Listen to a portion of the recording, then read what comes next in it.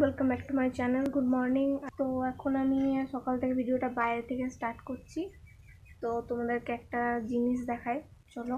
এই দেখো, এখানে একটা গাছ আছে, এই যে এটা কি গাছ তোমরা অনেকে হয়তো জানো আর অনেকে হয়তো জানো না। তো এই গাছটা হচ্ছে ব্রহ্মকমল বা নিশিপদ্ম গাছ।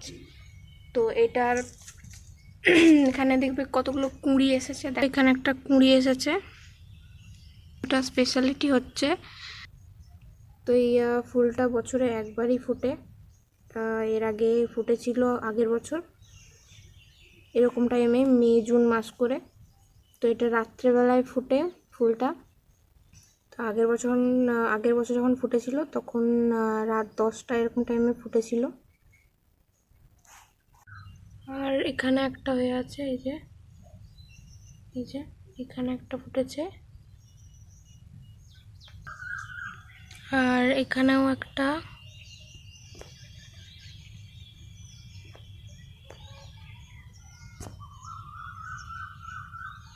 যে ফোকাস হচ্ছে না ভালো করে।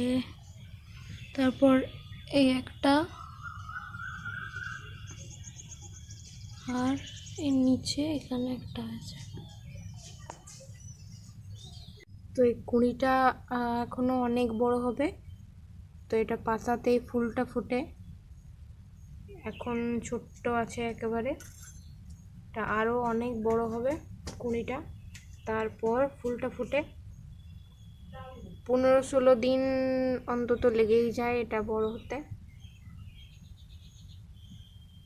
আর ওই যে ওখানে আছে গোড়াটা গাছের।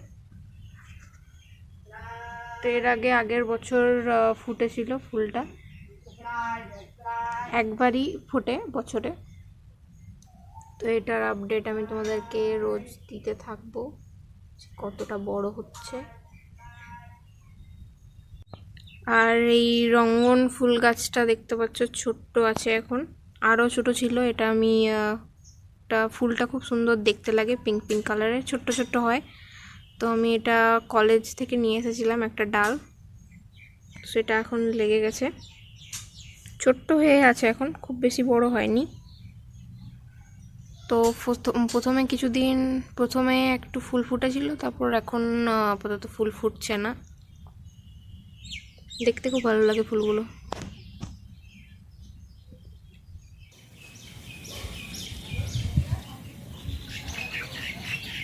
আর এখানে একটা আছে গোলাপ গাছ, ছোট্ট ছোট্ট অনেক গোলাপ ফুল ফুটেছে। আর এখানে আছে ভেন্ডি গাছ বা ঢেঁড়স, অনেকে অনেক কিছুই বলে। এখানে কুমড়ো গাছ আছে বোধহয়, ভেন্ডি গাছ আছে। তো এরপর চলো ভিতরে যাই, একটা কাজ আছে সেটা করে নিই। তো যে কাজটা করার জন্য বসে পড়েছি সেটা হচ্ছে, দেখাই। এই যে শাক কাটবো এবারে। তো এখানে 2 রকমের শাক আছে, মানে কলমি শাক আর পাট শাক। তো এগুলোকে এখন কেটে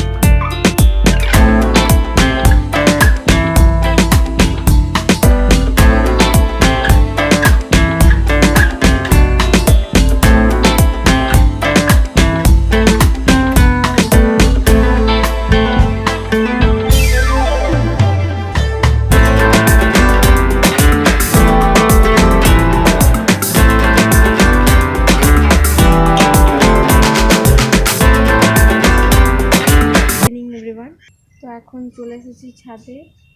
ছাদে এসে গাছগুলোতে জল দিয়ে দিলাম। আর আজকে বেশ মেঘলা মেঘলা ওয়েদার করে আছে সারাটা দিন, বেশ ভালো লাগে মেঘলা ওয়েদার করে থাকলে। আর আমাদের এই দুর্গাপুরের দিকে তো জজ ঝড়ে সেরকম কোনো রকমের খারাপ কিছু এফেক্ট খুব একটা কিছু হয়নি। অন্য সাইডগুলো দেখলাম খবরে দেখাচ্ছে যে অনেক জায়গায় এফেক্ট হয়েছে ঝড়ে। দীঘাতে দেখলাম অনেক খারাপ এফেক্ট হয়েছে। আর খবরে শুনতে পাচ্ছি যে হসপিটালের বেড ফাঁকা হচ্ছে, হসপিটাল ফাঁকা হচ্ছে, আস্তে আস্তে কমছে করোনার পেশেন্ট। কিন্তু তাও তো সব দিকেই শুনতে পাচ্ছি যে লোক মারা যাচ্ছে। আমাদেরই গ্রামে তো 3 জন মারা গেল করোনার জন্যে। আর তারপরে আবার শুনতে পাওয়া যাচ্ছে ব্ল্যাক ফাঙ্গাস নামেও একটা ফাঙ্গাস এসেছে। তো সব কিছু মিলিয়ে ভালোই লাগছে না এসব শুনতে। আর একই তো ঘরে সবসময়তেই আছি, থাকতে হচ্ছে, সেটা একটা বিরক্তিকর ব্যাপার। তারপরে আবার যদি এরকম টাইপের সব ঘটনা শুনতে পাওয়া যায় তাহলে তো একদমই খারাপ লাগে মনটা। ওই যে ঠিক হবে এগুলো ভালো লাগছে না। আর কিন্তু ঘরে থাকতে থাকতে বিরক্তিকর একটা ব্যাপার, তারপরে আবার এরকম খারাপ খারাপ খবর শুনতে পাওয়া যাচ্ছে। আরও রোগ বাড়ছে। করোনার জন্যে এখন ঠিকঠাক থাকতে হচ্ছিল, এরপর আবার একটা কি ব্ল্যাক ফাঙ্গাস উৎপন্ন হয়ে গেছে, তো সেটার জন্য আবার সাবধানে থাকতে হবে। তো তোমরা সবাই সাবধানে থেকো। করোনার জন্য যেমন সেফ থাকছিলে তেমনি ব্ল্যাক ফাঙ্গাসের জন্যেও নিজের ফেসটাকে ঠিকঠাক করে রেখো, কারণ ফেসেই যতদূর শুনছি হচ্ছে। পুরো অন্য কোথাও বডিতেও হচ্ছে কিনা ঠিক জানি না, কিন্তু ফেসটাই হচ্ছে মেন আর কি, চোখের আশেপাশে হচ্ছে আর কি। তো যাই হোক, এসব কথা বলতে গেলেই মনটা খারাপ হয়ে যায়। যাই হোক, কী করা যাবে, আর ঘরেই থাকতে হবে ঠিক মতো। তো সন্ধে প্রায় হতে চললো, একটু পরে মা বাবাও ছাদে আসবে, তারপর সবাই মিলে একটু হাওয়া খাবো। মুড়ি খেয়ে এলাম এখনই দেখতে পেলে, তো একটু হাওয়াটাও তো খেতে হবে, তারপর একটু পায়চালি করবো ছাদেই। তো আজকের মতন আমি ভিডিওটা এখানে শেষ করছি। তো আমার ভিডিও তোমাদের কেমন লেগেছে সেটা কমেন্ট করে অবশ্যই জানিও, আর ভালো লাগলে একটা লাইক করে দিও। আর যারা তোমরা নতুন দেখছো তারা আমার চ্যানেলটাকে সাবস্ক্রাইব করতে একদম ভুলো না, আর বেল আইকনটা প্রেস করে দিও। তাই এর ফলে কী হবে, আমি যখনই কোনো নতুন ভিডিও আপলোড করব তোমাদের ফোনে সেটা নোটিফিকেশান চলে যাবে। তো আজকের মতন টাটা।